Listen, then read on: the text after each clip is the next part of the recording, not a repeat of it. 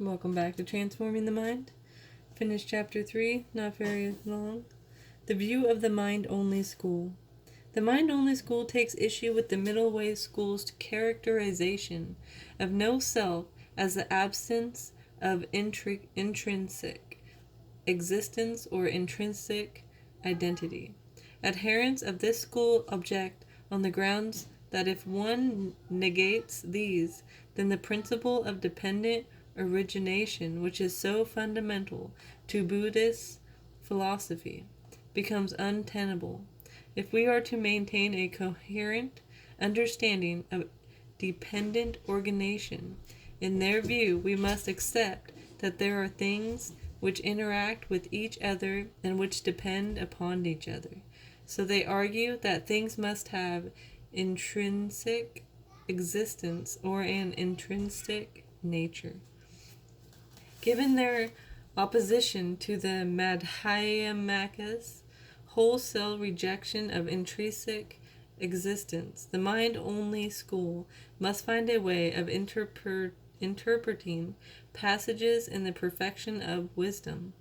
Sutras, which seem to support the Madhyamaka view, this is done by way of their theory of the three natures. According to this, the absence of intrinsic identity must be understood differently in different contexts. There is a nature of phenomena that is merely imputed by our minds, and that is therefore a mere construct of our thinking. This, according to the mind-only school, is the imputed nature. This imputed nature is said to be devoid of intrinsic characteristics.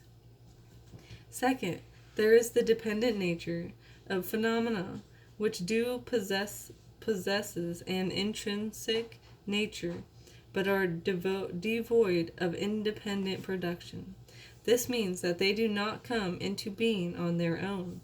Rather, they do so as a result of other causes and conditions. The third nature is called the ultimate nature, which is described as emptiness. This is said to be devoid of absolute identity.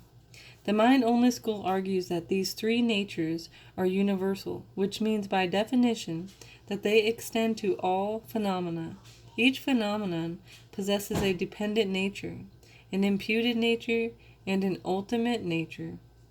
Moreover, these three are intimately interconnected. The dependent nature is the basis upon which we project our mental constructs.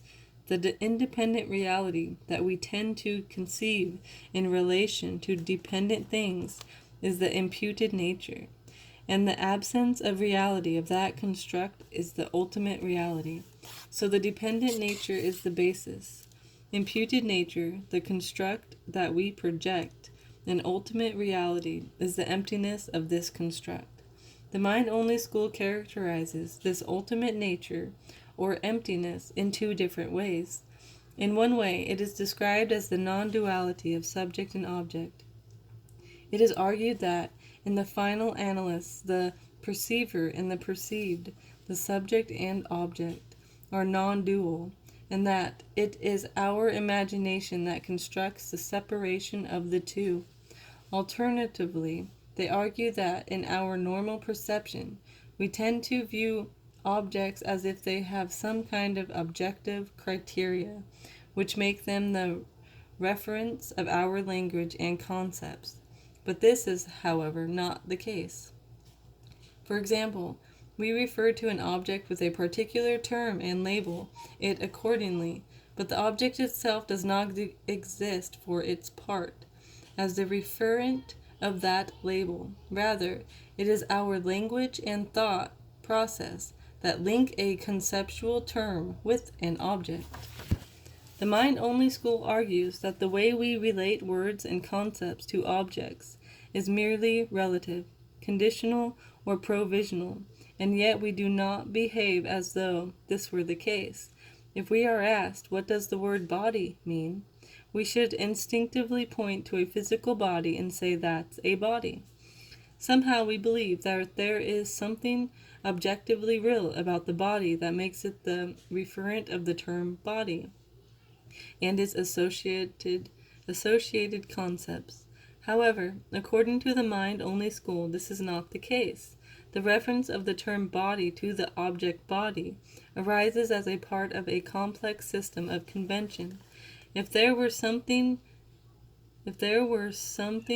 objectively real about the relationship between the term and the object, then it is argued that we should be able to have the idea that this is a body, even before we have applied our labeling thought. Despite this, we normally behave as if things themselves somehow carry a kind of absolute relation to the words that designate them, and as if things have an independent object, reality, that renders it appropriate for us to refer to them with these terms.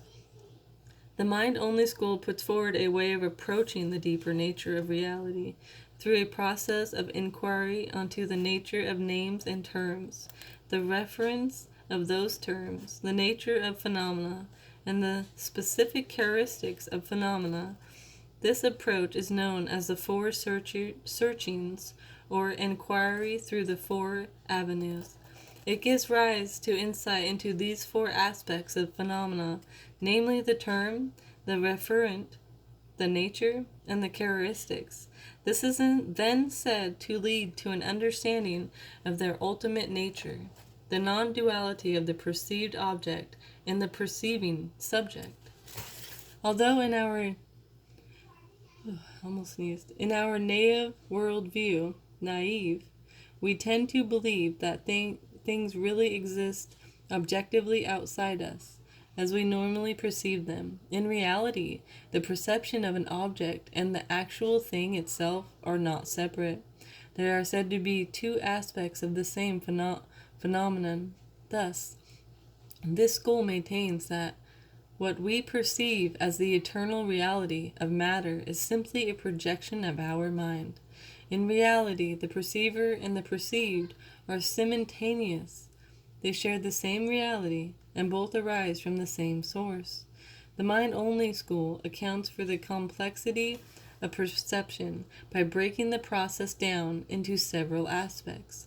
When we perceive an object like a form, there is the element of seeing something as something, like seeing a blue object as a blue object. Then within that perception, there is also the perception that the blue object exists as the true referent of the term blue. There is another aspect of perception whereby we also believe that this blue object exists as a referent of the term blue, objectively of its own accord. And finally, there is a perception of that blue object as something that is independent and separate from perception. The mind-only school then explains the dynamics of these different aspects of perception by attributing different propensities to us, and argues that the fact that we perceive a blue object as blue is due to our being habituated to repeated perceptions of blue things. The aspect of our seeing blue as the referent of the term blue is said to be due to our habitation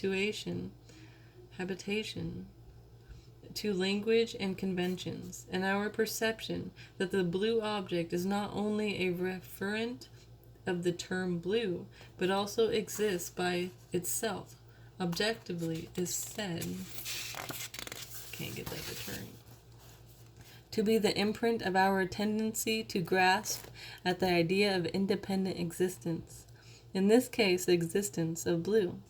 Lastly, the aspect of our perception whereby we tend to take the blue object as being independent of the perception we have of it is said to be the imprint of another propensity described as the propensity of unenlightened existence. Of these four imprints, the first two are considered valid, and their corresponding aspects of perception are valid too, but the last two imprints and the perceptions that go with them are said to be deluded.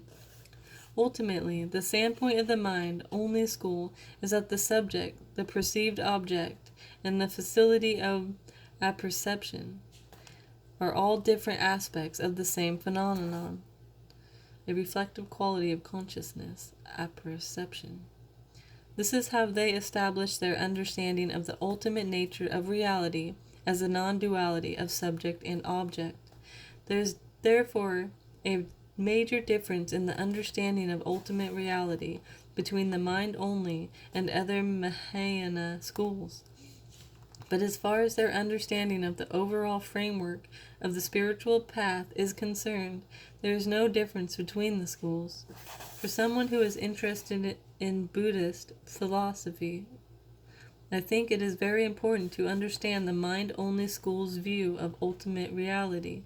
We should take their objections against the Middle Way school seriously.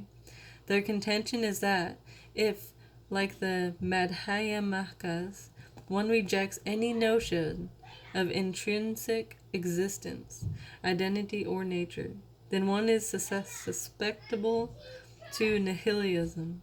It follows that a true understanding of the middle way philosophy of emptiness is only possible if we can distinguish between the negation of the intrinsic existence and identity of things, and the rejection of existence per se. In other words, we must be able to respond to the criticism of the mind-only school and defend the middle way's rejection of intrinsic being while not denying existence altogether. In the 26th chapter of the Fundamental Wisdom of the Middle Way, in which it examines the 12 links of dependent origination, the Madhyamaka master Nagarjuna takes great pains to defend the Middle Way's rejection of intrinsic existence on the grounds that it is not nihilistic. There is thus a great difference between emptiness and mere nothingness, between the rejection of intrinsic existence and the rejection of existence altogether.